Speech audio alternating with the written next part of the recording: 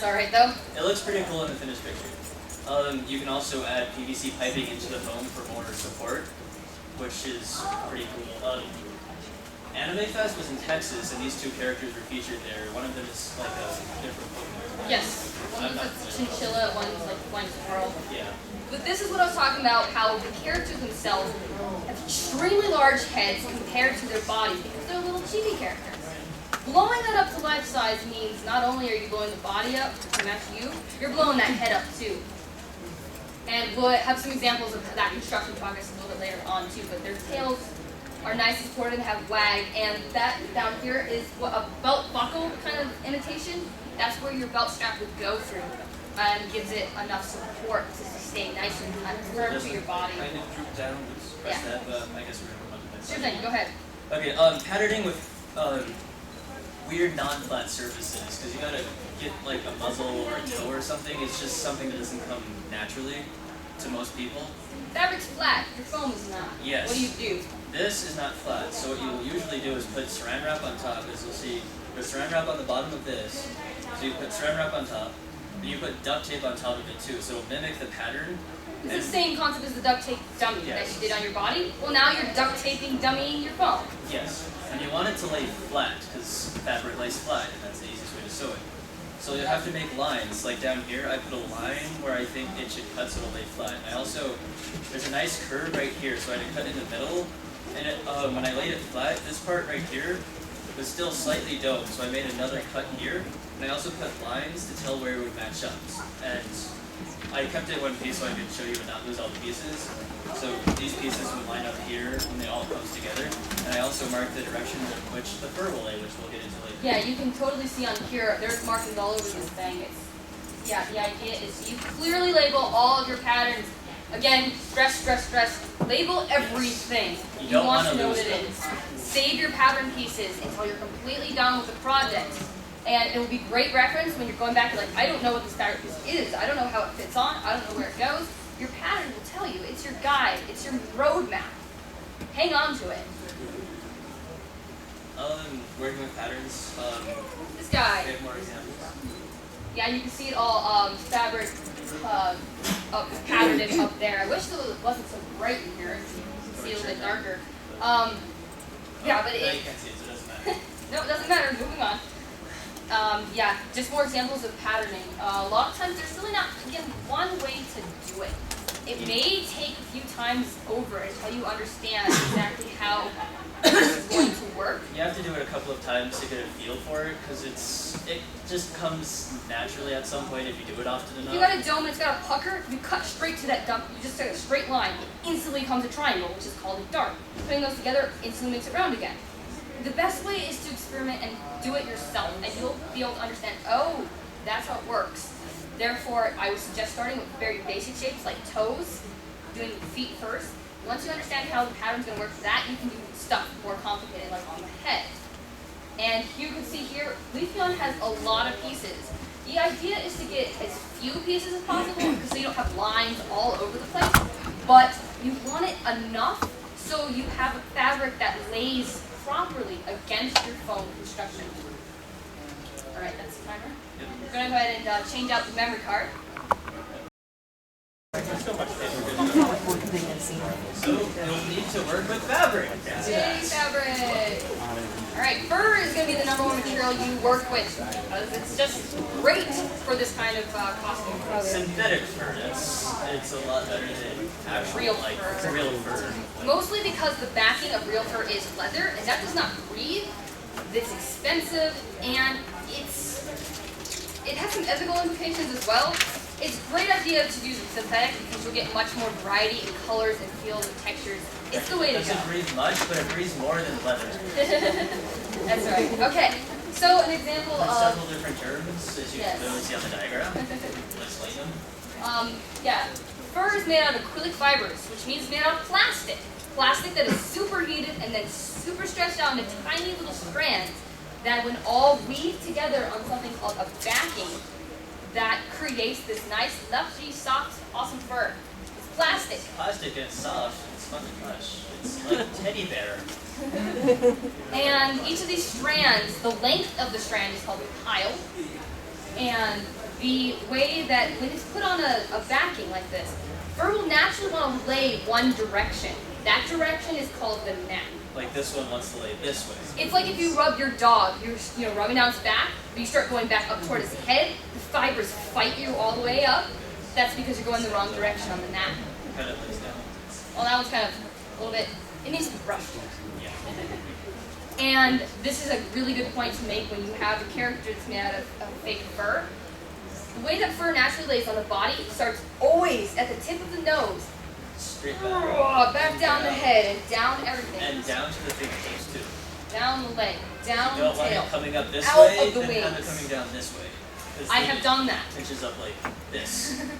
So when you're cutting patterns and stuff, you have to make sure that you're doing the right direction of the fabric, or of your pattern, when you go to transfer it to your fabric. Which is what these arrows are for, marking the direction of the fur that'll lay. Arrows are great. Alrighty, so we're getting to cutting and sewing fur. Well, When cutting the knit and backing, you'll notice that the fur does have a natural way of laying. You don't want to cut it straight like this, because then suddenly the fur ends. You want to have a nice transition of like one piece to the other, because we have two colors like on Umbreon. You want to have a nice transition of like the yellow to the black and the black to the yellow again. you don't want a straight line like you get a haircut, right? Yeah, I Like, accidentally did that once. So the girl listened very fast. so the solution is on the backing. Do not use scissors and just cut straight across. Use an X-Acto knife or some other blade. Be very careful with scissors, but you're trying to only cut the backing, Not the not fur. the strands of fur, because that will make a mess, and it will again look like haircut, sharp edges, like a really bad It haircut. doesn't look natural or nice. No. Yeah. Okay. And you can color it. There's several different ways. You can airbrush it. You can use a marker. Sharpies, they tend to bleed with like sweat, which you will be doing. Yeah, you have to make sure that you test the color on a test piece of fabric first. It is very hard to dye fur because it is a synthetic. It's not like The dye's already in dye it, is you're not reacting chemically. It's difficult with fur, so it's a lot more advanced technique. If you can, definitely try your best to find the closest complement color, and then go back and you can learn how to dry brush or airbrush if you really need specific markings and such. And always go from a lighter to a darker. Never go from a darker color to a lighter, because you'll put way more coats of the lighter paint on there, so it'll be this weird kind of...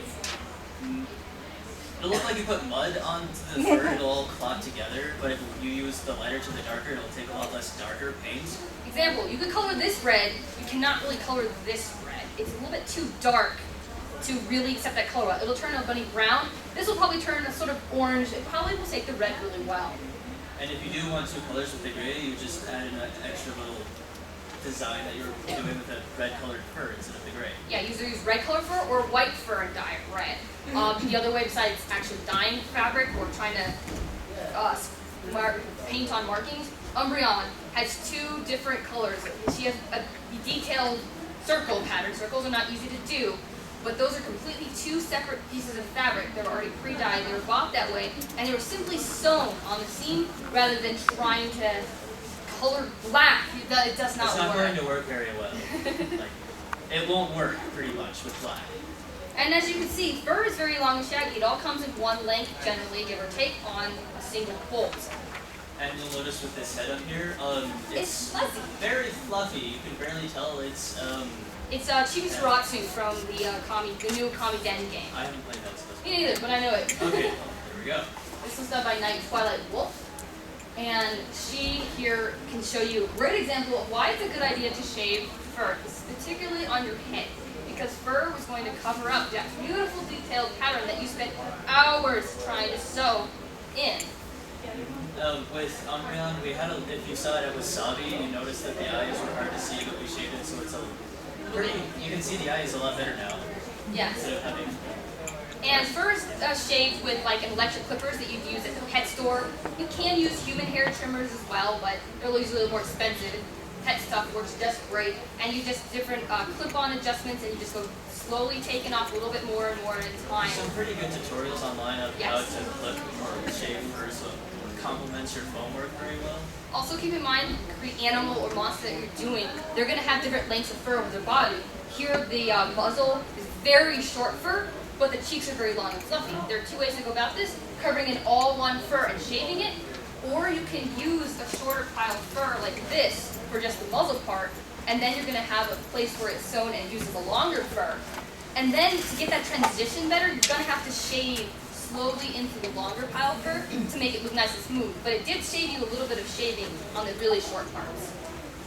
Just some more ideas to work with. For heads, one very good tip, or we have several good tips.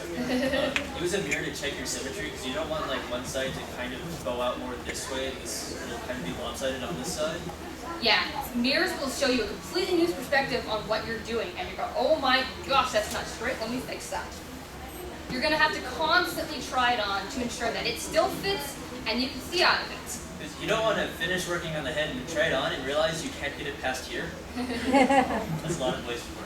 Exactly. So yeah, every step of the way, you make one change, you make sure that was the change you wanted to make. You also want to still be able to see out of the head and after you're done, of course. Yes, use reference, because it's going to help you a lot with figuring out what this is going to look like in 3D. That's why I suggest getting little model figurines that's pretty close to what you're doing. If you're doing a popular character, you're most likely going to find a little acrylic or vinyl figurine something, and you can kind of view it at different angles. You compare it with your mask and see how that is just something that can really help you. And also, when you're making the head, also try to take into consideration like airflow and how you're going to breathe throughout the head. You could have like an air fan and two holes for the noses, and it'll draw air in and kind of have it go over you. So instead of breathing into foam and just breathing back in air, like breathe into the foam, you can breathe in fresh air. You can put fans in your mask. There's a lot of different things that you can do to get around it. There are limitations in the mask. The biggest one's probably definitely the vision and breathability. Yeah, Heat is the next one as well. It gets very hot with foam heads. It's very insulating. There's nothing you can do to get around it when you're building with foam. That's just the way it is. It's going to be hot, So plan as much as you can with that in mind. Yes.